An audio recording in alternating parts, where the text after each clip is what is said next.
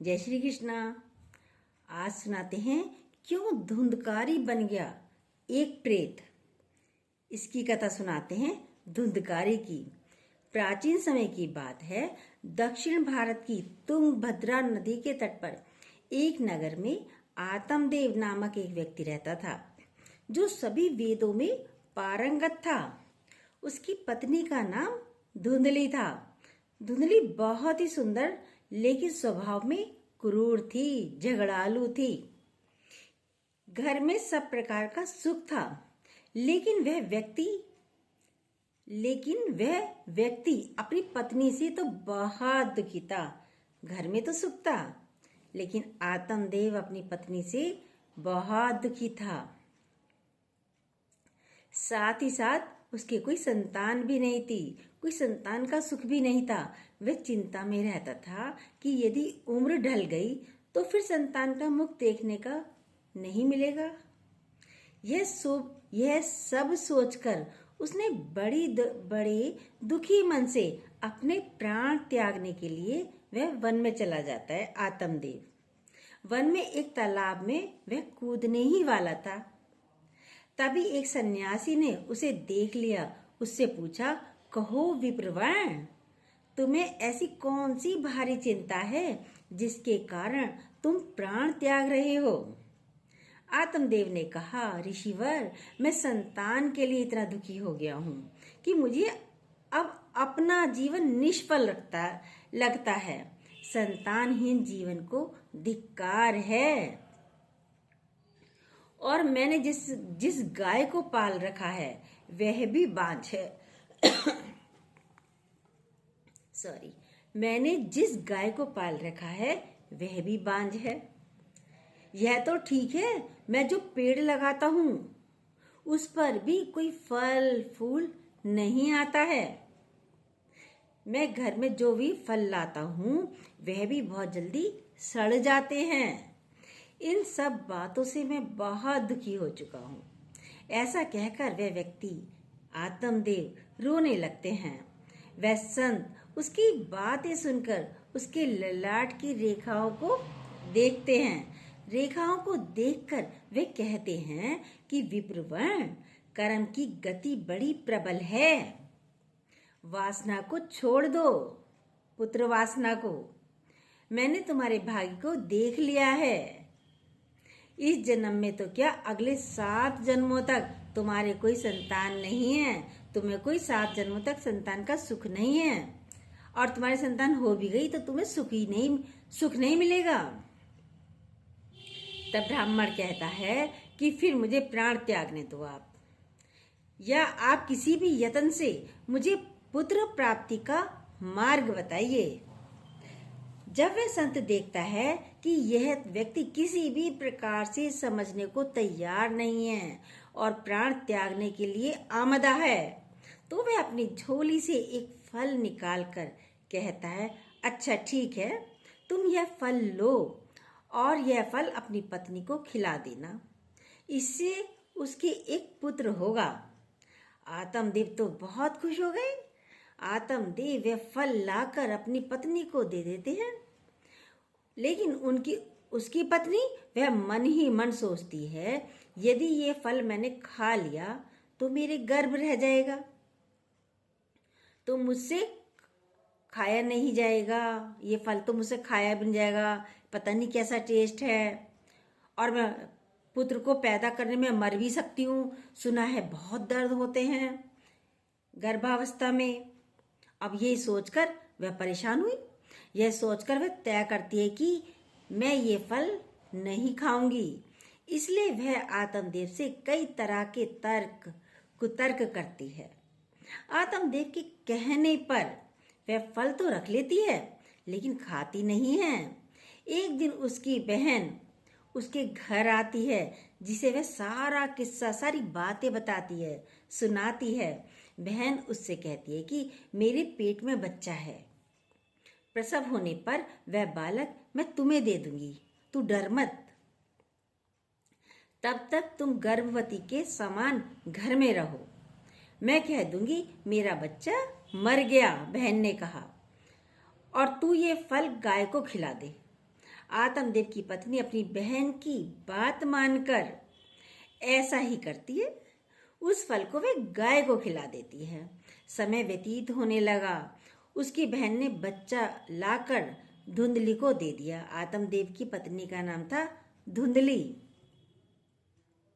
नामों का भी असर पड़ता है। अभी हमने आज की वीडियो में भी बताया था ना, कल की वीडियो में बताया था। तो सुनिए, धुंधली को दे दिया, पुत्र हुआ। धुंधली की बहन के पुत्र हुआ था। पुत्र हुआ, यह सुनकर आत्मदेव को बड़ा आनंद आया। आत्मदेव ने सुना, अच्छा मेरे पुत्र हुआ है, बेटा हुआ है। बड़े खुश हो गए आत्मदेव। धुंधली ने अपने बच्चे का नाम, भाई माँ का नाम धुंधली तो बेटे का नाम रख लिया धुंधकारी। अपने नाम से ही रख लिया धुंधकारी। इसके 3 माह व्यतीत होने के बाद एक दिन आत्मदेव सुबह गाय को चारा डालने गए तो उसने देखा गाय के पास एक बच्चा है जो कि मनुष्य आकार का है, क्योंकि धुंधली ने वो ब्राह्मण का दिया हुआ फल गाय को दे दिया था। अब उसके भी एक बच्चा हो जाता है, लेकिन कैसा होता है? मनुष्य आकार का होता है। और सुनिए, लेकिन बस उसके कान ही गाय के समान थे। कान गाय के समान बड़े बड़े थे। उसे देखकर वह आश्चर्य में पड़ जाता है आत्मदेव। हालांकि उसे बड़ा आनंद भी होता है।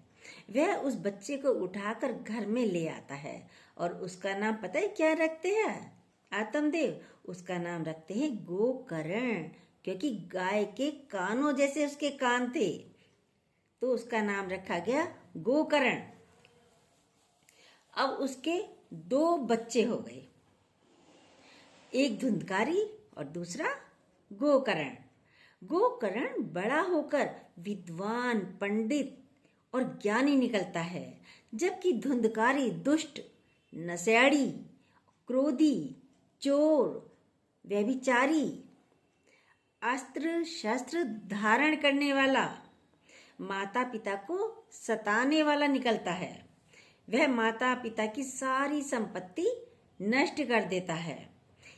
एक दिन वह पिता को मार मार कर घर से बाहर निकाल देता है धुंधकारी। पिता रोने लगता है और कहता है कि मेरी पत्नी का तो बांझ रहना ही अच्छा था। तब कहता है मेरी पत्नी का बांझ रहना ही अच्छा था, मैं बिना पुत्र के ही अच्छा था, कि मेरी पत्नी का बांझ रहना ही अच्छा था। तभी वहां गोकर्ण आ जाता है। वह पिताजी को वैराग्य का उपदेश देता है, क्योंकि यह फिर से मरने के लिए चल दिया, इसे तो मैं मर जाऊं तो अच्छा है। लेकिन गोकर्ण रोकता है और वैराग्य का कह रहे ऐसे मरने से क्या फायदा। आप वैराग्य का गोकर्ण उपदेश देता है और कहता है कि आप सभी छोड़कर प्रभु की शरण में वन चले जाओ। आप सब कुछ छोड़कर प्रभु की शरण में वन में चले जाओ और भागवत भजन करें। भगवत भजन ही सबसे बड़ा धर्म है। गौ से उत्पन्न पुत्र गोकर्ण की बात मानकर आत्मदेव वन चले जाते हैं। बाद में उसकी पत्नी धुंधली को धुंधकारी सताने लगता है। अब अपनी माँ को सताता है धुंधकारी, तो वे कुएं में कूदकर आत्महत्या कर लेती है धुंधली भी। तब धुंधकारी, जब दोनों ही चले गए, पिता भी चला गया, माता भी चली गई, अब धुंधकारी क्या करता है सुनिए। तब धुंधकारी 5 वेश्याओं के साथ रहने लगता है। वेश्याएं उसे अपने तरीके से संचालित करती हैं। धुंधकारी उन वेश्याओं के लिए ही धन जुटाने लगता है। वह उनके लिए डाका डालता है, चोरी करता है। बाद में वेश्याएं सोचने लगी कि यदि एक दिन यह पकड़ा गया तो राजा इसके साथ हमें भी दंड दे देंगे। यह सोचकर वह वेश्याएं सोते हुए धुंधकारी को रस्सियों से उसका गला दबा देती हैं। धुंधकारी सो रहा था तो 5 वेश्याओं ने उसका गला दबा दिया रस्सियों से। जब वह गला दबाने से भी नहीं मरता है दबाने का प्रयास करती हैं। जब वह गला दबाने से भी नहीं मरता है तो वे सभी मिलकर उसे दहकते अंगारे में डाल देती हैं और वहां वह तड़प तड़प कर मर जाता है। बाद में उसे गड्ढा खोदकर गाड़ दिया जाता है, वैश्याएं गाड़ देती हैं। मरने के बाद धुंधकारी भयंकर दुख देने, झेलने और अपने कुकर्मों के कारण एक प्रेत बन जाता है। प्रेत बनने के बाद भूख और प्यास से वह व्याकुल हो जाता है। धुंधकारी रह रहकर वह चिल्लाता है, क्योंकि उसे अंगारों से जलाया गया था, इसलिए उसकी अनुभूति उसे अभी भी होती है, प्रेत योनि में भी होती है। उसे लगता है अभी भी मेरा शरीर जल रहा है। एक दिन उसका भाई गोकर्ण उसके गांव में कथा करते हुए आते हैं। गोकर्ण भी चले जाते थे चले गए अपना घर बेचकर वहां से। एक दिन गोकर्ण उसी गांव में आते कथा करने के लिए। गोकर्ण सबसे नजर बचाते हुए अपनी पुश्तैनी मकान में सोने चले जाते हैं। अपने ही घर में अपने भाई को सोया हुआ देखकर धुंधकारी पहले तो खुश हो जाता है और आवाज लगाता है। गोकर्ण यह आवाज सुनकर पूछता है कि तुम कौन हो? सोते हुए को गोकर्ण को आवाजें आती हैं। गोकर्ण पूछता है, तुम कौन हो? धुंधकारी कहता है, मैं तुम्हारा भाई हूं। मेरे कुकर्मों की गिनती कही नहीं जा सकती भाई। इसी से मैं प्रेत योनि में पड़ा ये दुर्दशा भोग रहा हूं। भाई तुम दया करके मुझे इस योनि से छुड़ाओ। गोकर्ण कहता है, मुझे बड़ा आश्चर्य हो रहा है। मैंने तुम्हारे लिए विधि पूर्वक गया जी में श्राद्ध किया, फिर भी तुम प्रेत योनि से मुक्त कैसे नहीं हुए? मैं कुछ और उपाय करता हूँ। कई उपाय करने के बाद भी जब कुछ नहीं होता है तो अंत में वह सूर्य देव से पूछते हैं। गोकर्ण तो सूर्य देव कहते हैं कि केवल श्रीमद् भागवत कथा सुनने से मुक्ति हो सकती है, इसलिए तुम सप्ताह पारायण करो, पूरे 1 हफ्ते की भागवत करो। तब गोकर्ण ने व्यास गद्दी पर बैठकर कथा कहने लगे। देश गांव में बहुत से लोग कथा सुनने आने लगे। इतनी भीड़ हो गई कि सब आश्चर्य करने लगे। तब वह प्रेत भी वहां आ पहुंचा। अब वह इधर उधर स्थान ढूंढने लगा। इतने में उसकी दृष्टि एक सीधे रखे हुए 7 गांठ के बांस पर पड़ी। वह वायु रूप में उस पर जा बैठता है। 7 गांठें थी एक डंडे पर, तो वो वायु रूप में सबसे ऊपर जाकर बैठ जाता है। जब शाम को कथा को विश्राम दिया गया तो एक बड़ी विचित्र बात हुई। सबके देखते देखते उस बांस की एक गांठ तड़ तड़ करती हुई फट गई। इसी प्रकार 7 दिनों में 7 गांठें फट गईं और 12 स्कंद सुनने से पवित्र होकर धुंधकारी एक दिव्य रूप धारण करके सामने खड़ा हो गया। उसने भाई को प्रणाम किया, गोकर्ण को प्रणाम किया। तभी बैकुंठवासी पार्षदों के सहित एक विमान उतरा। सबके देखते ही धुंधकारी विमान पर चढ़ गया। उन पार्षदों को देखकर उनसे गोकर्ण ने कहा, भगवान के प्रिय पार्षदों, यहाँ हमारे अनेकों शुद्ध हृदय श्रोतागण हैं। उन सबके लिए एक साथ बहुत से विमान क्यों नहीं लाए? भी श्रोतागण तो बहुत सारे हैं, आप उन सबके लिए विमान क्यों नहीं लाए? या सभी ने समान रूप से कथा सुनी है, फिर फल में इस प्रकार का भेद क्यों? भगवान के पार्षदों ने कहा, इस फल भेद का कारण इनमें श्रवण का भेद है। किस तरीके से सुना गया है, किस तरीके से मनन किया गया है।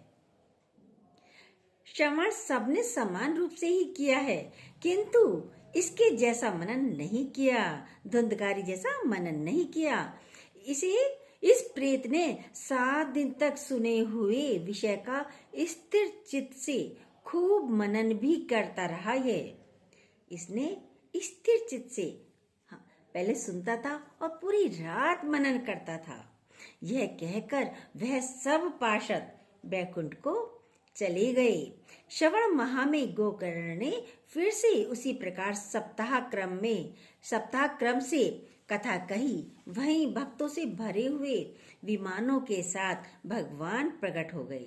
उस गांव में कुत्ते चांडाल पर्यंत जितने भी जीव थे सभी दिव्य देह धारण कर विमान पर चढ़ गए।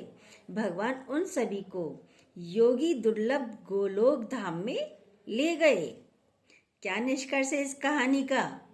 सुनिए, इस कहानी का निष्कर्ष ये निकलता है, अपने माता पिता को कष्ट देने वाले, शराब पीने वाले, वैश्यागामी आदि पुरुष प्रेत योनि प्राप्त करते हैं।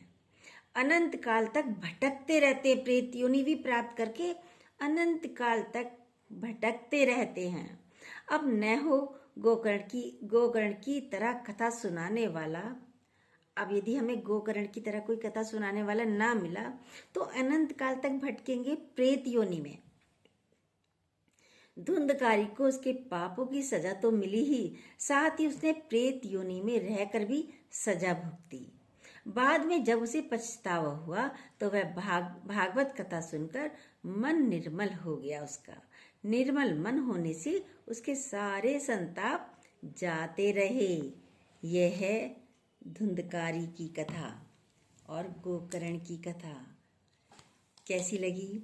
जो न्यू हो सब्सक्राइब कीजिएगा, बेल को दोबारा प्रेस जरूर कीजिएगा ताकि हमारी नई नई बातें भागवत की सबसे पहले आपके मोबाइल पर आ जाएं।